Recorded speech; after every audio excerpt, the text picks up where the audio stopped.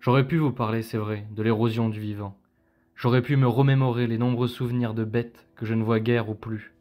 J'aurais pu vous parler du balai des hirondelles de cheminée qui nichaient chez mes grands-parents, du nuage de hannetons le long du pignon, ou bien des anguilles emprisonnées sous les étangs gelés.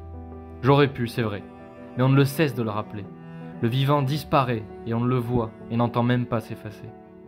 Alors, je crois préférer m'engager, comme je l'ai toujours fait, m'engager pour retisser entre nos mondes ce lien vital qui se disloque et se défait face à cette vie de boîte aseptisée. Comme Robert Hénard, j'appartiens à ce peuple, discret, volatile, qui sillonne sans relâche nos campagnes sans qu'on ne le sache, toujours à l'affût du moindre mouvement, du moindre bruit et de la moindre bête.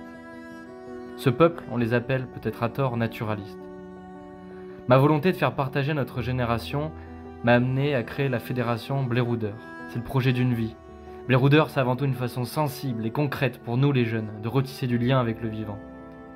Bléroudeur, c'est mettre les mains à la pâte, observer, s'émerveiller, semer des graines, une bonne dose de bivouac, randonnée, formation, inventaire, affût, pistage. Une de nos missions nous a emmenés dans l'Amazonie guyanaise. Pendant 2 mois, munis de jumelles et de carnets, nos Bléroudeurs vivaient au cœur de la forêt, ébahis devant tant de folie, de beauté et de diversité. Pourtant, la majorité d'entre nous n'était pas naturaliste. La connaissance de notre monde vivant ne devrait pas être réservée et rester un secret bien gardé. Elle doit être universelle et enseignée. Ne devrait-on pas troquer par exemple quelques amphis de comptabilité contre quelques sorties sur les sentiers? Personne ne veut d'un printemps silencieux comme le disait Rachel Carson. Personne. Alors prenons au moins le temps de l'écouter. Heureusement, le vivant est résilient. Alors, finalement, je crois que je ne m'inquiète pas.